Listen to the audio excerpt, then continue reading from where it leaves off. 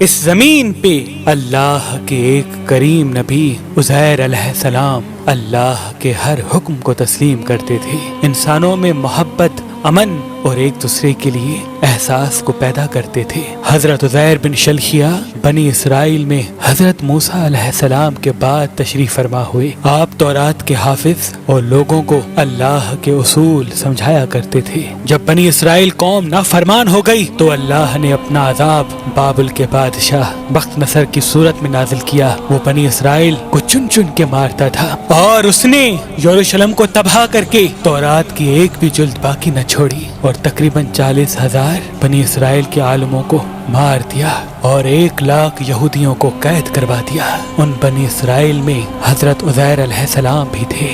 بس ایک دن اللہ نے معجزے سے اپنے نبی عزیر کو ان کی قید سے رہا کروایا۔ آپ رہائی کے بعد یروشلم آتے ہیں اور دیکھتے ہیں کہ پورا یروشلم ویران اور لوگوں کی قبریں بنی ہوئی ہیں۔ آپ کی آنکھوں سے آنسو رواں ہوتے ہیں اور اللہ سے فرماتے ہیں، اے اللہ، اب یہ لوگ تو کیسے زندہ کرے گا اور اس ویران شہر کو کیسے آباد کرے گا؟ یہ کہہ کے آپ نے دیکھا کہ وہاں کچھ میوہ دار درخت موجود ہیں۔ آپ وہ پھل کھاتے ہیں، انگور کا رس پیتے ہیں اور کچھ پھل اپنے پاس محفوظ کرتے ہیں، اور آپ کے ساتھ آپ کا گدھا بھی تھا جس پہ سوار ہو کے آپ یروشلم تک پہنچے تھے۔ آپ نے اپنے گدھے کو مضبوط رسی سے باندھ دیا اور ایک درخت کے نیچے آرام کرنے لگے۔ اس وقت آپ کی عمر مبارک تقریباً 40 سال کی تھی۔ اتنی دیر میں اللہ نے موت کے فرشتے کو حکم دیا کہ جاؤ عزیر کی روح قبض کر دو۔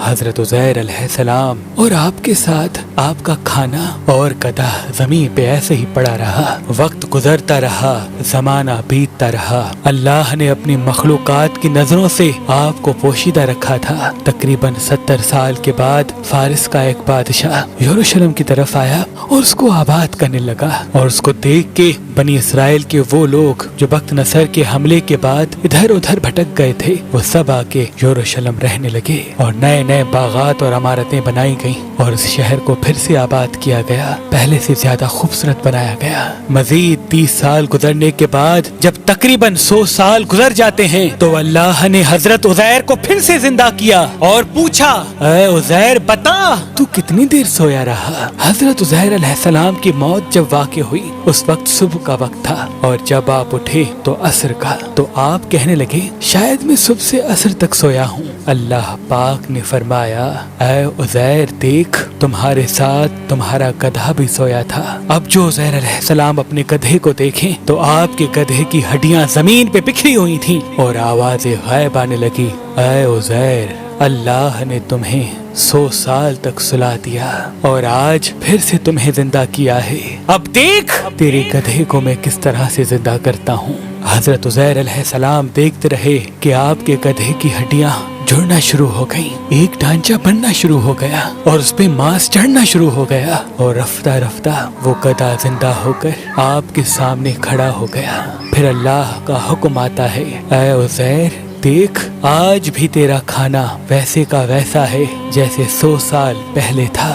حضرت عزیر علیہ السلام اللہ کا شکر کرتے ہیں اور رو کے کہتے ہیں، بے شک جو انسان کو خون کی ایک بوند سے زندگی دے سکتا ہے وہ انسان کی گلی سڑی ہڈیوں کو بھی پھر سے زندہ کرنے کی قدرت رکھتا ہے۔ آپ کی اس عارضی موت کے درمیان وہ بستی آباد ہو چکی تھی۔ آپ کھانا کھا کر جیسے ہی بستی کے لوگوں سے پوچھنے لگے کہ کیا آپ اللہ کے نبی عزیر کو جانتے ہیں؟ لوگوں نے کہا، ہاں وہ اللہ کے نبی تھے اور ان کو گزرے ہوئے 100 سال سے بھی زیادہ عرصہ گزر چکا ہے۔ اتنے میں اللہ کے نبی حضرت عزیر علیہ السلام فرماتے ہیں، اے لوگو، وہ عزیر اللہ کا نبی میں ہوں، مجھے اللہ نے 100 سال تک سلا دیا تھا اور پھر سے زندہ کیا ہے تاکہ تم لوگوں کی اصلاح کر سکوں۔ لیکن اس بستی کے لوگوں کو یقین نہ آیا۔ اس بستی میں ایک بوڑھی عورت رہتی تھی جس کی عمر تقریباً 120 سال تھی۔ وہ تمام کے تمام لوگ اس عورت کو لے کے آئے اور پوچھنے لگے کہ جو حضرت عزیر کے واقعات آپ ہمیں سناتی ہیں، آپ ہمیں ابھی حضرت عزیر کی نشانیاں بتائیں۔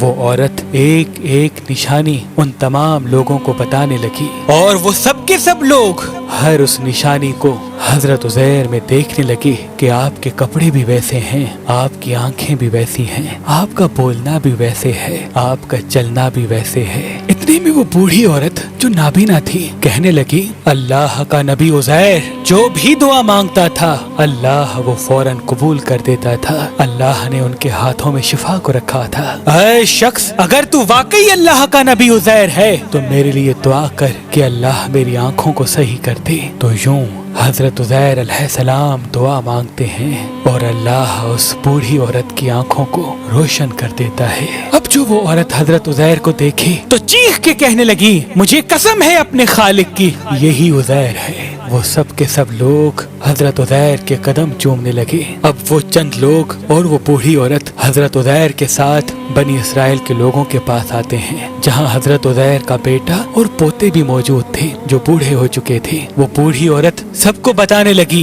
कि ये अल्लाह के नबी उज़ैर हैं। कुछ ईमान ले आए, कुछ सवालात करने लगे। इतने में आपका बेटा कहने लगा, मेरे बाबा उज़ैर के कंधों पर एक काले रंग का मसा था जो चांद की मिसल था।